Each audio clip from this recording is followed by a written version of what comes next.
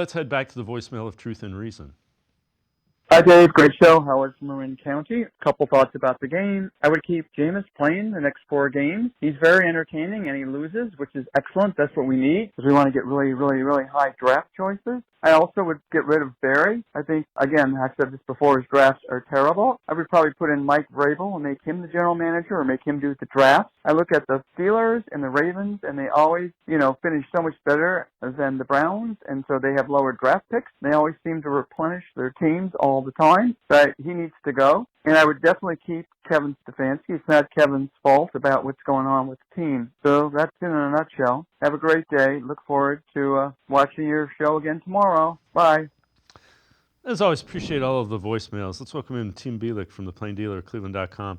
I think that was a little bit of a backhanded compliment for Jameis. He loses, but in a serious moment, one of the reasons that the Ravens and the Steelers are so good at drafting is they have the same system. They identify players, they fit their players into their system.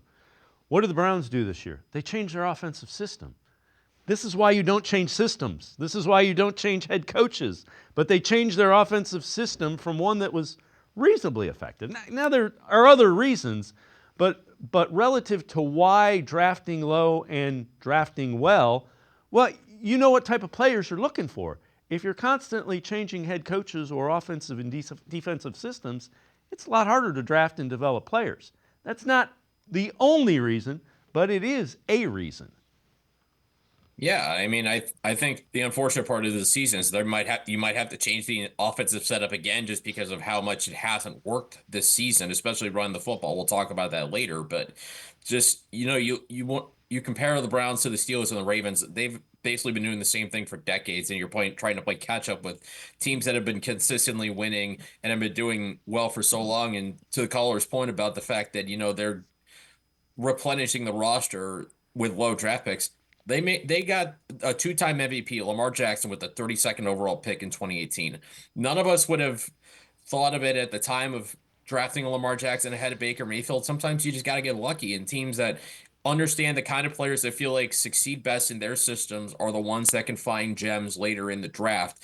And I feel like I maybe am not as down on the Andrew Berry drafts as some people are. I think this year the offense kind of been just held back by inconsistent quarterback play, and the scheme's just really not meshing. And I think we can kind of say it's just I said before, it was a non-fixable offense. In some ways, it still kind of is. But you look at just trying to keep up with those two teams. The easiest way to do it, obviously, fix quarterback, but it's easier said than done. Yeah. And relative to Andrew Berry's drafts, I can't defend the Jedrick Wills draft pick at 10. Greg Newsome, I think he had some good years. This has not been a great year. He's injured again. I get why people might be down on that, but again, you were drafted in the 20s. Those hit. You got to hit on those if you're going to be a really good GM. I would argue Newsome's an NFL caliber player. I don't know that he's what you would hope from a pick at that. JOK was a good draft pick. We thought Martin Emerson was a good pick. We thought DeJuan Jones was a good pick. Upon further review, those have been Cedric Tillman looks like might be a developing pick. But you can't do it year to year because players develop and then they plateau, or they develop, then they take a step back.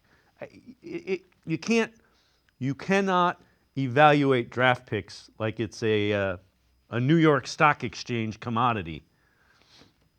Yeah, the problem is development is not linear. I think we see that all the time. I mean, just look at the Carolina Panthers. Bryce Young, we were talking at the beginning of the season, is he one of the biggest draft busts of all time? Now, all of a sudden, he comes back in the lineup, and the last handful of games, he and the Panthers have looked really good. So, I mean, when you look at the Browns draft history, bottom line is obviously they just haven't had a lot of high draft picks, and when you don't have a lot of draft capital at the top, your hit rate is just naturally going to go down, and that goes for any general manager. No matter, even Ozzie Newsome, as great as he has been at drafting, has had his fair share of misses as recent as early as the first round. So it really is a crapshoot. You just got to find a way.